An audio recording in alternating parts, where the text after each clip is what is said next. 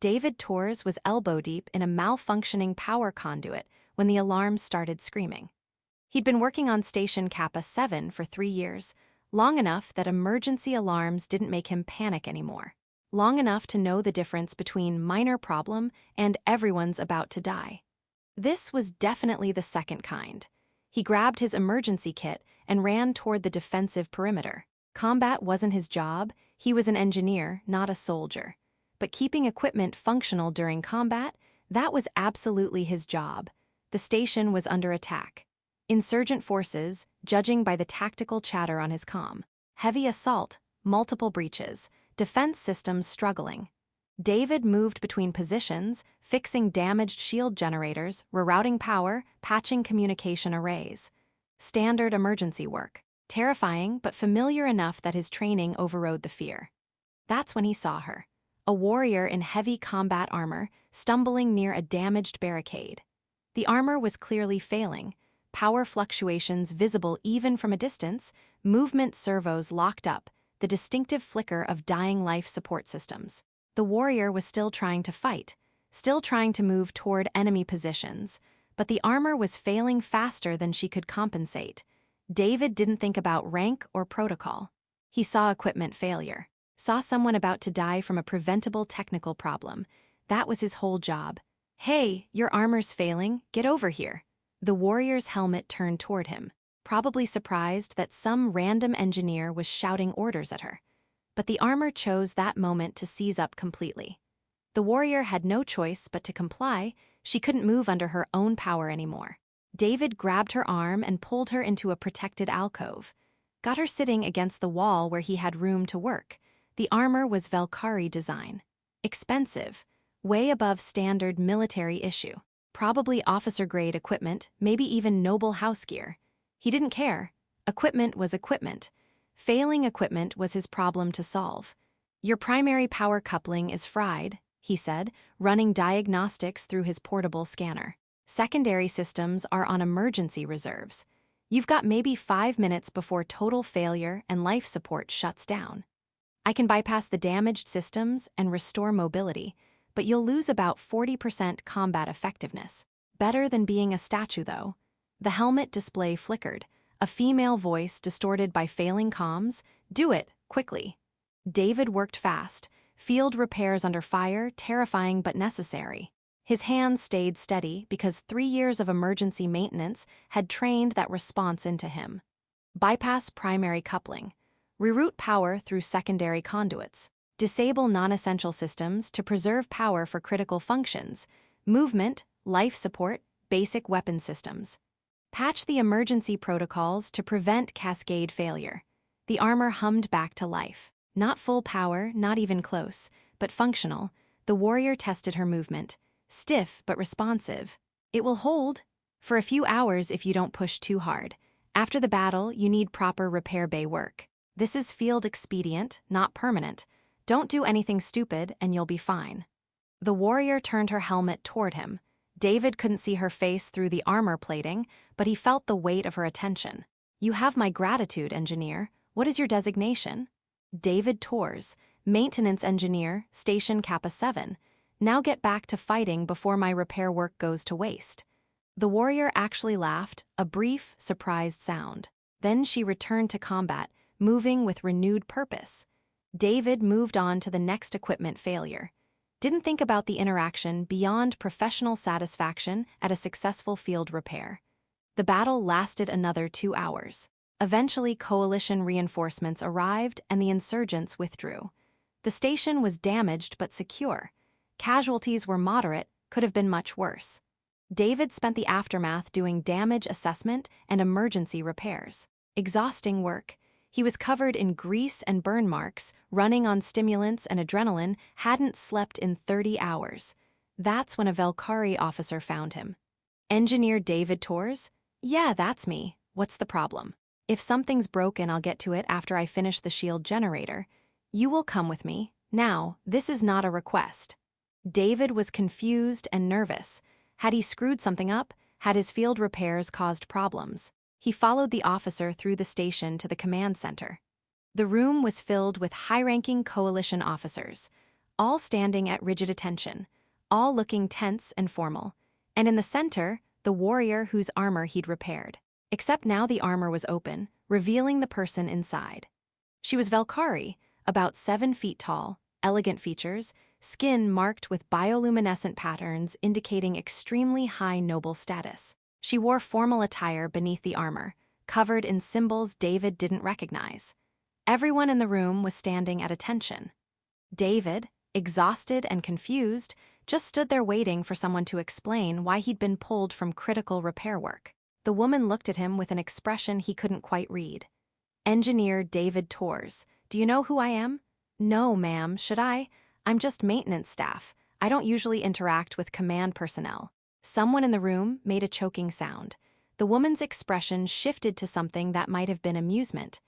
"I am Empress Sera Vel'Thora, ruler of the Vel'Thora Empire, sovereign of 600 inhabited worlds, commander of the imperial fleet. I came to this station on an inspection tour when the attack occurred." David's brain stopped functioning for several seconds.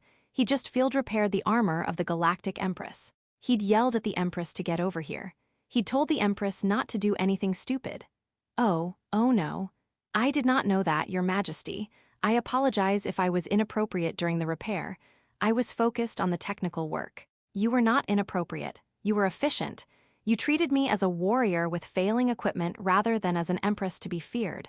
That is unusual." She studied him with clear interest. "Tell me, Engineer Torres, when you saw my armor failing, what did you think?" "I thought someone was about to die from equipment failure if I didn't fix it quickly. That's my job, keeping equipment functional so people don't die from preventable technical problems." "You did not recognize the imperial symbols on my armor, the house markings, the rank insignia." "I don't really pay attention to decorations during emergency repairs. I focus on the technical problems. Symbols don't affect how power couplings work." Another choking sound from somewhere in the room. The Empress's expression was definitely amused now.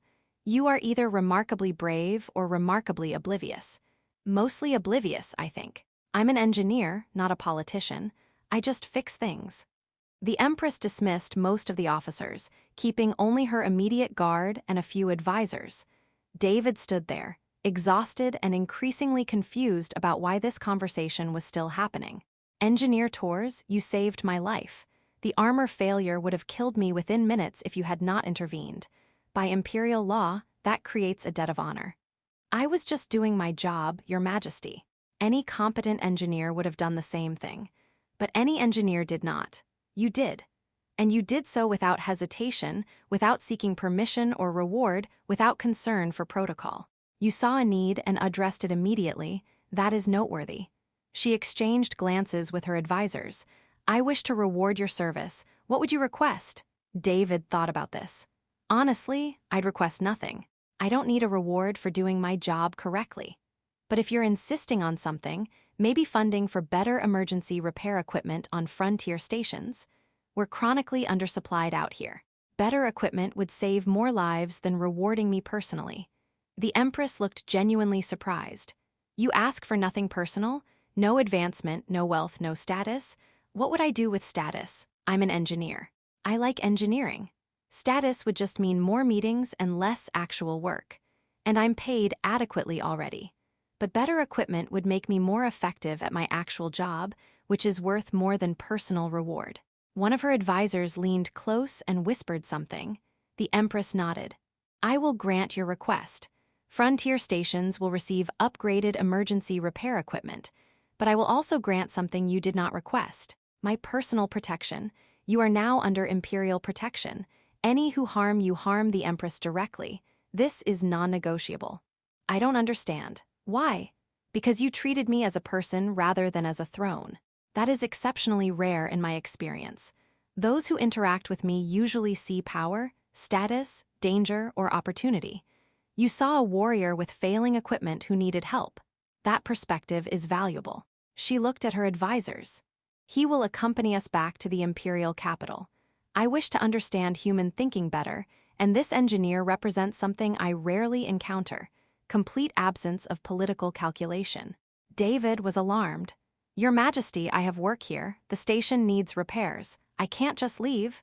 The station will receive additional engineers. Your work here is complete. You have new responsibilities now. What responsibilities? You will serve as my personal technical advisor. You will maintain my personal equipment, advise on technical matters affecting Imperial operations, and provide human perspective on various issues. I'm not qualified to be an Imperial advisor. I fix power couplings and patch shield generators. You are qualified because I declare you qualified. That is how Imperial authority functions. The Empress's tone was firm but not unkind. Do not fear this assignment. I am not asking you to change who you are. I am asking you to continue being exactly what you are, an engineer who focuses on solving problems rather than navigating politics. That quality is useful to me. David realized he didn't actually have a choice. When the Empress says you're coming with her, you go. I understand, Your Majesty. When do we leave? Tomorrow. Use tonight to prepare. Gather personal belongings. Say farewells. Tomorrow you enter Imperial service. David returned to his quarters in a daze. His colleagues were baffled and jealous when they heard. You're going to the Imperial capital. As the Empress's personal engineer, how did you manage that? I fixed her armor during the battle. Apparently that impressed her enough that she wants me on her personal staff. You fixed, wait, that heavily armored warrior you helped was the Empress herself. Yeah, I didn't know at the time.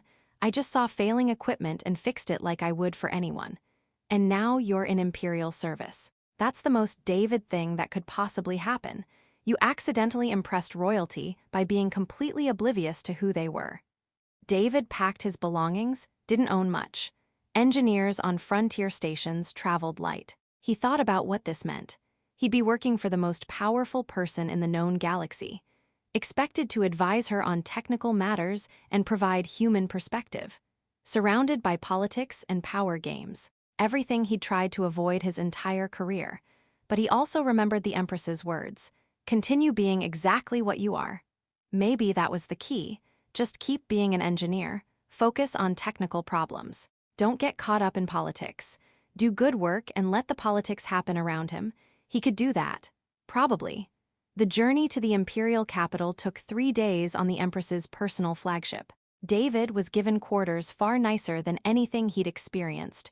Private room, actual luxury furnishings, food that didn't come from ration packs. It was profoundly disorienting. He met the Empress's household staff and advisors. Most treated him with confusion. Why was a human engineer suddenly part of the inner circle? Some with suspicion, was he a spy or political plant? A few with open contempt, he was just a technician, he didn't belong in Imperial circles. David ignored all of it. He wasn't here for social status. He was here because the Empress ordered it. He'd do his job and let everyone else figure out the politics. The Empress summoned him for a private conversation on the second day. They met in her personal office, formal but less intimidating than the throne room. Engineer Torres, how are you adjusting? Honestly, I'm completely out of my depth socially, but technically I'm fine. Your ship systems are impressive. I've been reviewing the specifications, very elegant engineering. You have been studying my ship systems? Of course. If I'm your personal technical advisor, I should understand the equipment I'm responsible for.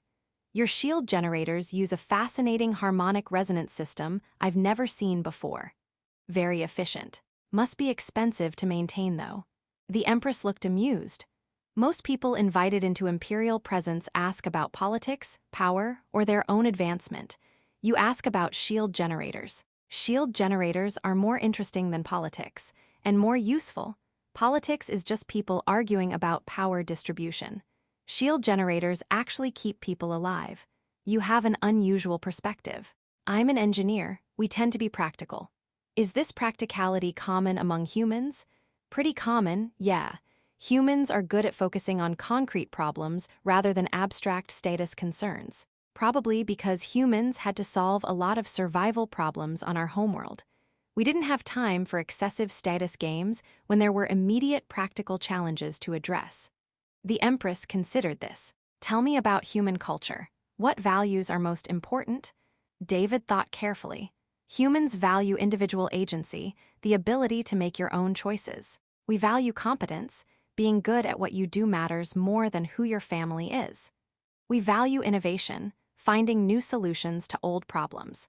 We're suspicious of rigid hierarchy because it often prevents good ideas from being implemented. And we have a strong bias toward treating people as individuals rather than as representatives of their status or group. That last point, treating people as individuals, is that why you treated me as a warrior rather than as Empress? I treated you as a person with a technical problem I could solve. Your rank was irrelevant to the engineering challenge. If anything, focusing on your rank would have distracted me from the actual work. And you do not fear me. Even now, knowing who I am and what power I hold. David considered this carefully. I respect your position and your authority. But fear? No, you've given me no reason to fear you. You've been direct, reasonable, and clear in your expectations. That's all I need from someone I work for. Fear would just make me less effective at my job. The Empress was quiet for a long moment. You are the first person in decades who has spoken to me without fear. My own advisors fear me. My military commanders fear me. My noble houses fear me. Fear is useful for maintaining power and ensuring obedience, but it is also profoundly isolating. That sounds lonely. It is, which is why your presence is valuable. You do not see the Empress. You see a person who happened to have failing armor that needed repair. That perspective is exceptionally rare at my level of power.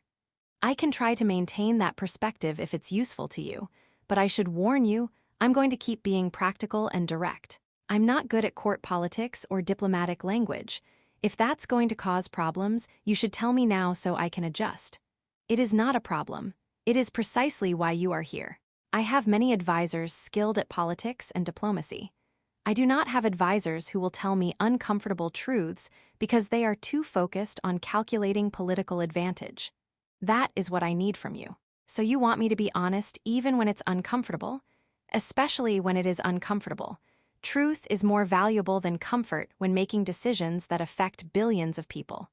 I can do that. Fair warning, though, engineers have a reputation for being blunt when we think something's inefficient or badly designed.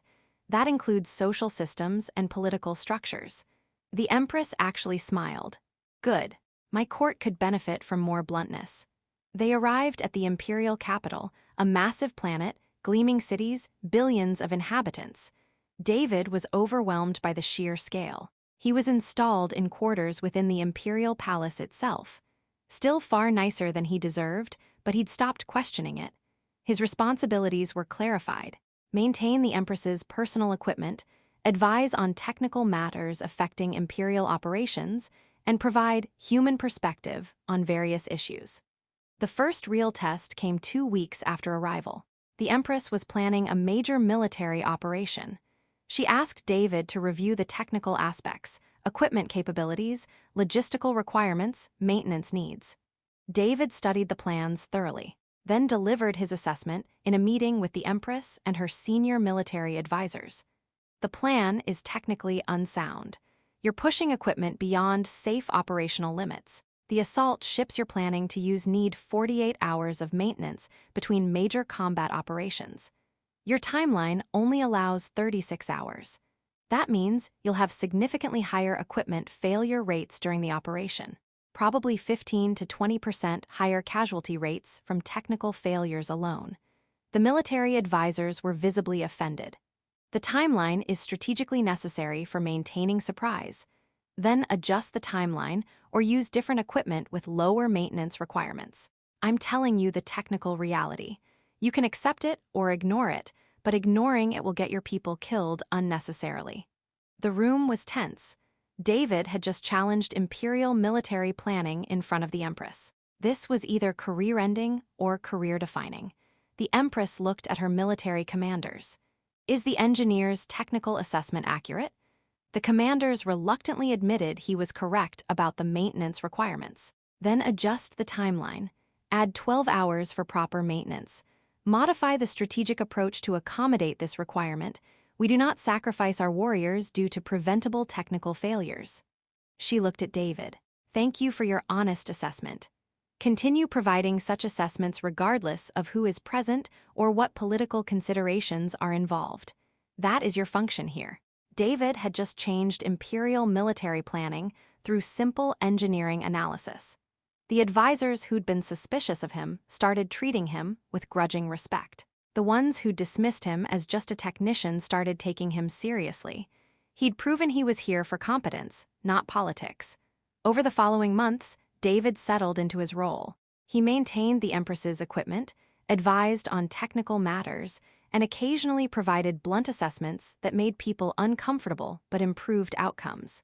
He developed a reputation, the human who tells the Empress uncomfortable truths. Noble houses started trying to cultivate relationships with him, thinking he had political influence. He shut those attempts down immediately. "I'm an engineer, not a power broker. I don't do political favors. If you have legitimate technical problems, I'll help solve them. If you want political influence, talk to someone else." The Empress found this amusing. "You are turning down opportunities for wealth and status. Most would consider that foolish. Most people aren't happy being engineers. I am. Why would I give up work I'm good at and enjoy for work I'd hate and be terrible at? That seems like the actually foolish choice. You are content in your position. I'm doing interesting technical work, solving real problems that matter, and nobody's actively shooting at me. That's a genuinely good life by my standards. Better than the frontier station, honestly. Your equipment is more sophisticated, which makes the work more intellectually engaging." The Empress started consulting David on non-technical matters, not asking him to make decisions, but asking for his perspective as someone outside imperial culture. "My advisors recommend executing these political prisoners. They claim it will demonstrate strength and discourage further opposition. What is the human perspective on this approach?" David considered carefully. "Humans would ask what you're actually trying to accomplish. If your goal is to demonstrate strength through fear, execution works short-term. If your goal is to actually solve the underlying problem that created political opposition, execution probably just creates martyrs and intensifies resistance. Depends entirely on what outcome you're trying to achieve. Are you trying to maintain power through fear or build genuinely stable governance? Stable governance. Then execution is probably counterproductive. Humans have learned through painful experience that killing opposition just makes the remaining opposition angrier and more determined. Better to address the underlying issues that created the opposition in the first place. Harder work, more complex, but more effective long-term." The Empress considered this, commuted the sentences to exile instead of execution. Her advisors were shocked. The expected political backlash didn't materialize. Instead, the situation stabilized somewhat. David didn't take credit, he just provided perspective. The decision was entirely hers. This pattern continued. The Empress asked for human perspective. David provided honest analysis without political calculation. Sometimes she followed his suggestions. Sometimes she didn't, but she consistently valued the perspective. The relationship between David and the Empress shifted gradually from formal ruler and subject to something more complicated. Not exactly friendship. The power differential was too enormous, but something approaching mutual respect between people who valued honesty. One evening, the Empress summoned him to her private quarters, not the formal office, her actual personal living space. David was immediately nervous. This level of access was completely unprecedented. "Your Majesty, is something wrong with your equipment? I can return with proper tools." "Nothing is wrong with equipment. Sit. I wish to talk. Not about technical matters. About you personally." David sat cautiously. "I have been reviewing your service record and background. You are highly skilled, top quartile among human engineers in your specialization. You could have pursued prestigious positions, high-status postings, significant wealth. Instead, you consistently chose frontier stations and maintenance work. Why? Frontier stations need good engineers more than prestigious posts do. The work matters more out there. People die from equipment failures on frontier stations. In prestigious positions, equipment failure is mostly just an inconvenience. I prefer work that actually matters. You value significance over status. Always have. Status is just what other people think of you. Significance is whether your work actually improves things in meaningful ways. I care about the second thing. The first thing is mostly just social noise. Is this philosophy common among humans? Fairly common, yeah. Humans generally respect competence and contribution more than hereditary status. We had to develop that way. On Earth before spaceflight, the humans who survived were the ones who were good at practical skills. We couldn't afford to let incompetent nobles make critical decisions just because of their bloodlines. So we developed cultural values that prioritized what you can do over who your parents were. I find human cultural values fascinating. You reject rigid hierarchy in favor of meritocracy. You focus on practical results over symbolic status. You treat individuals as independent agents rather than as representatives of their family or class. These values are profoundly different from most established galactic cultures. They're different because humans are relatively new to galactic civilization. We haven't had thousands of years of stable interstellar hierarchy teaching us that status matters more than competence. Give us a few thousand years and we'll probably develop rigid hierarchies too. But right now, we're still operating largely on the values that helped us survive on a single planet with limited resources. The Empress smiled slightly. I hope you do not develop such rigid hierarchies. Your current values are genuinely refreshing. Can I ask you something? It's personal. You can tell me it's inappropriate and I'll drop it. Ask. Why did you really bring me here? I'm useful, certainly, but you have thousands of advisors. You could get human perspective from human diplomats. You could get technical advice from Vel'Thora engineers. Why specifically me? Why was it so important to bring a random frontier station engineer into your inner circle? The Empress was quiet for a long moment. Because you saw me as a person. When my armor failed during that battle, you did not see the Empress or the throne or the power I wield. You saw a warrior in immediate danger and you helped without hesitation.